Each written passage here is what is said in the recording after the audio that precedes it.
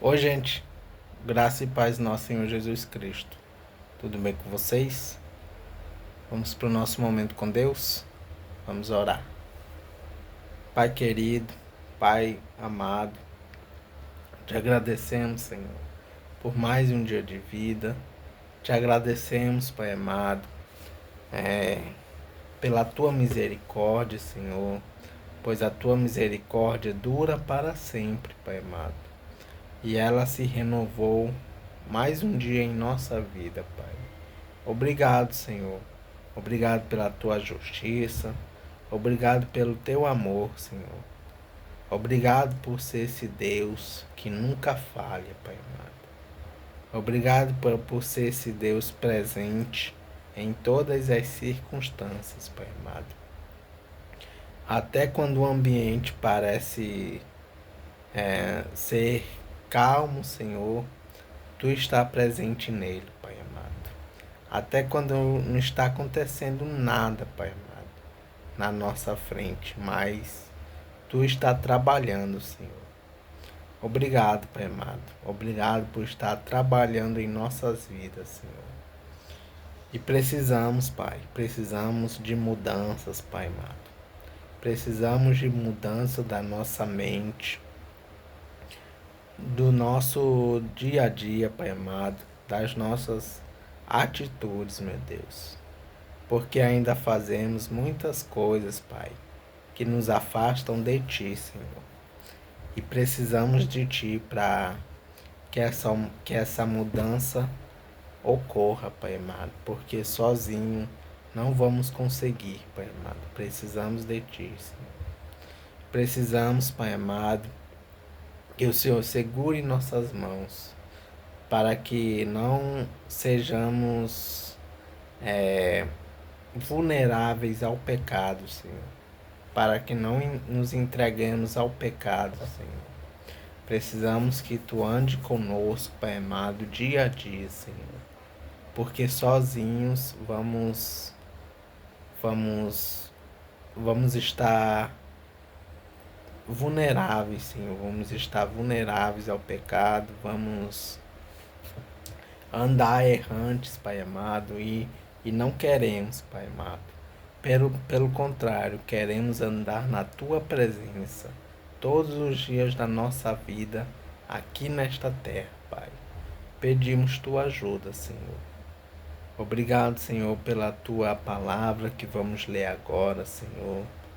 E abra, Pai amado, abra nossa mente, Senhor. Abra nossos olhos para que possamos entender tudo o que vamos ler nesse momento, Pai amado.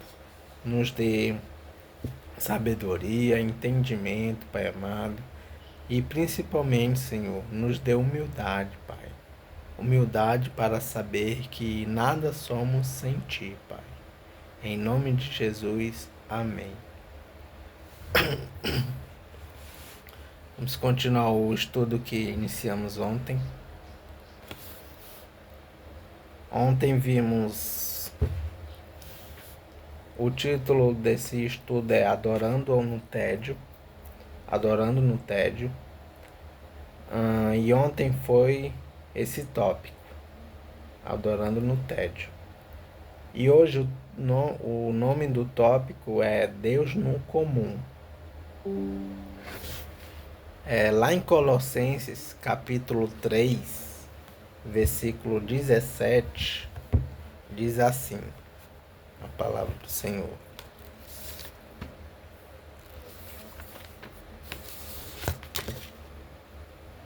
Colossenses 3, versículo 17.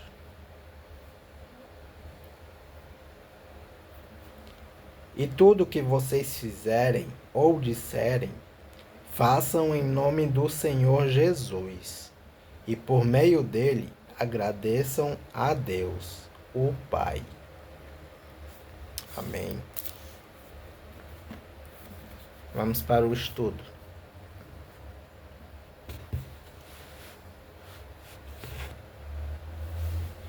Em uma série, traz uma cena interessante, em que em um dia comum, Os discípulos não encontraram Jesus e, ao decidirem procurá-lo, o veem ajudando um homem a arrumar uma carroça. Essa é a presença de Deus. Ela está presente onde menos esperamos, em uma atividade simples do dia. Jesus está nos detalhes, em cada ação. Nossas orações no secreto, em nosso quarto, são poderosas, mas aquelas feitas durante as atividades cotidianas podem ser ainda mais. É nesses momentos que convidamos Deus para ser íntimo, para caminhar ao nosso lado, conversar como um amigo e dividir conosco a vida, inclusive nos instantes mais simples. Amém.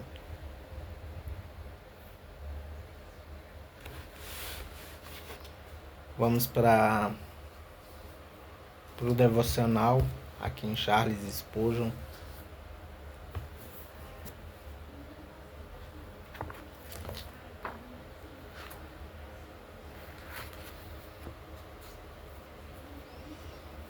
E o devocional de hoje está baseado, a leitura está baseada em 1 João, capítulo 4.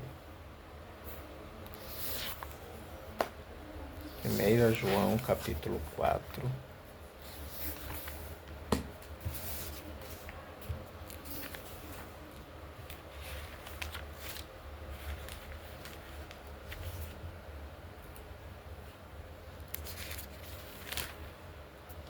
Versículo 13.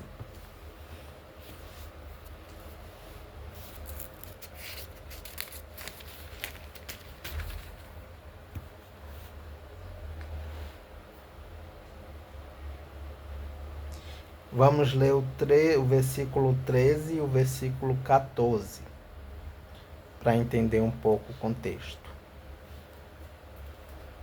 Diz assim a palavra do Senhor: a razão por que podemos ter a certeza de que vivemos unidos com Deus e de que Ele vive unido conosco é esta: Ele nos deu o seu Espírito, e nós vimos e anunciamos aos outros que o Pai enviou o Filho para ser o Salvador do mundo.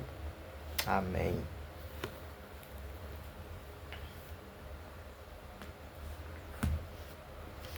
E o devocional de Spurgeon diz assim: você quer um lar para a sua alma? Você se pergunta: qual é o custo? É algo menor do que a orgulhosa natureza humana gostaria de dar. Não é dinheiro, não tem preço. Você gostaria de pagar um aluguel respeitável? Você adoraria fazer algo para ganhar Cristo? Então você não pode ter a casa, pois ela não tem preço. Você arrendaria a morada do meu mestre.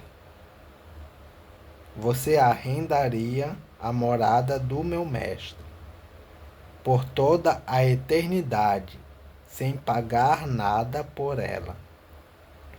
Nada além do aluguel terreno de amá-lo e servi-lo para sempre? Você aceitaria Jesus e permanecerá nele? Você aceitará Jesus e permanecerá nele? Veja, esta casa está mobiliada com tudo o que você quer. Está cheia de riquezas, mais do que você pode gastar em toda a sua vida. Aqui você pode ter íntima comunhão com Cristo, e banquetear-se em seu amor. Aqui há mesas repletas de alimentos para você viver para sempre. Nela, quando cansado, você encontrará descanso em Jesus. E dela pode olhar e ver o próprio céu. Amém. Coisa maravilhosa. Ficará com a casa? Ah, se você não tem casa, dirá: eu gostaria de ter a casa, mas posso tê-la? Sim, aqui está a chave. Venha para Jesus. Mas você diz: eu estou maltrapilho demais para uma casa assim. Não se preocupe, lá dentro há vestes. Se você se sente culpado e condenado, venha e embora a casa seja boa demais, Cristo aos poucos o fará sentir-se bom o suficiente para habitar nela. Ele irá levá-lo e purificá-lo, e você ainda será capaz de cantar. Nós habitamos nele. Nós habitamos nele. Cristão, você é muito feliz por ter um lugar de habitação assim. Você é grandemente privilegiado, pois tem uma habitação forte, na qual sempre estará seguro. E habitando nele, não terá apenas uma casa perfeita e segura, mas uma casa eterna. Quando este mundo se dissolver como um sonho, nossa morada permanecerá e se erguerá mais imperialmente do que o mármore, mais sólida do que o granito, autoexistente como Deus, pois ela é o próprio Deus. Nós permanecemos nele. Como é lindo isso aqui, gente. E um dia isso vai acontecer. Vamos para a leitura em 2 Crônicas.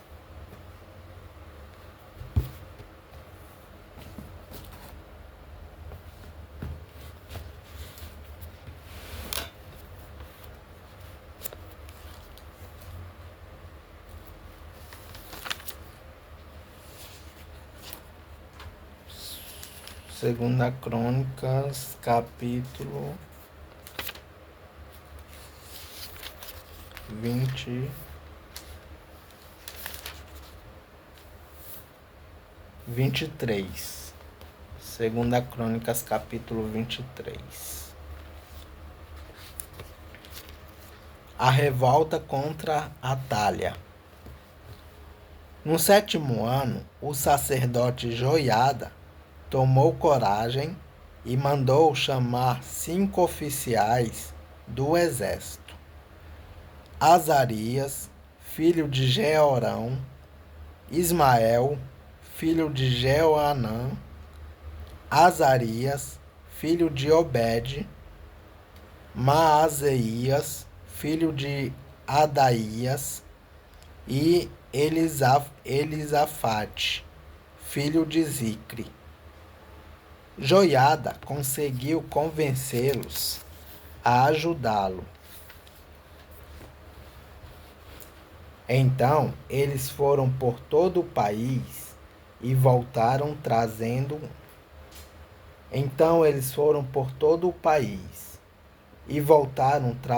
para Jerusalém os levitas e os chefes de famílias de todas as cidades de Judá. Todos se reuniram no templo e fizeram um acordo com Joás. o filho do rei. E Joiada lhe disse: Aqui está o filho do rei. É ele quem deve ser o rei, de acordo com a promessa que o Senhor Deus fez a respeito dos descendentes de Davi. Vocês vão fazer o seguinte: uma terça parte de vocês, levitas e sacerdotes, que estão de serviço no sábado, guardará os portões do templo.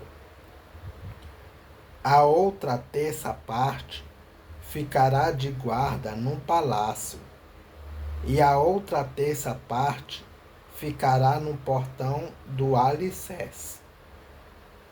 O povo se reunirá nos pátios do templo. Ninguém deverá entrar no lugar santo, a não ser os sacerdotes e os levitas que estiverem de serviço. Eles poderão entrar porque foram consagrados. Todos os outros devem ficar do lado de fora, como o Senhor Deus manda. Os levitas, com as armas na mão, ficarão em volta do rei Joás e irão com ele a qualquer lugar aonde ele for. Qualquer pessoa que entrar no lugar santo será morta. Os levitas e o povo fizeram tudo o que Joiada ordenou. Cada oficial reuniu seus homens, tanto os que estavam de serviço no sábado, como os que saíam, pois Joiada não deixou que fossem embora os que estavam saindo do serviço. Ele entregou aos oficiais as lanças e os escudos que tinham sido do rei Davi e que haviam ficado guardados no templo. Em seguida, pôs por toda a frente do templo os soldados armados com espadas para protegerem o rei. Então levaram Joás para fora. Colocaram a coroa na cabeça dele e lhe entregaram uma cópia do testemunho. Assim ele se tornou rei. Joiada e os seus filhos o ungiram e todos gritaram: Viva o rei! A rainha Atália ouviu os gritos do povo, que corria e dava vivas ao rei. E foi até o templo, onde todos estavam reunidos. Ela viu o novo rei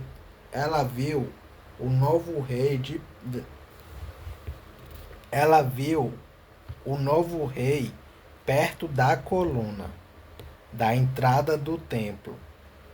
Ele estava rodeado pelos oficiais e pelos corneteiros. E todo o povo estava gritando de alegria e tocando trombetas. Os cantores do templo, com os seus instrumentos musicais, estavam dirigindo os cânticos de louvor. Em sinal de desespero, Atália rasgou as suas roupas e gritou: Traição, traição! Joiada, que não queria que Atália fosse morta na área do templo,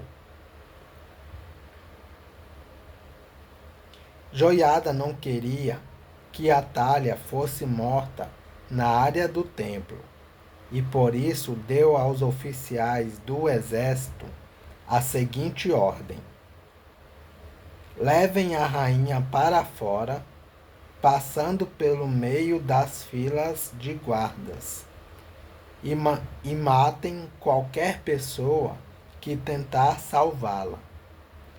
Então eles prenderam e levaram para.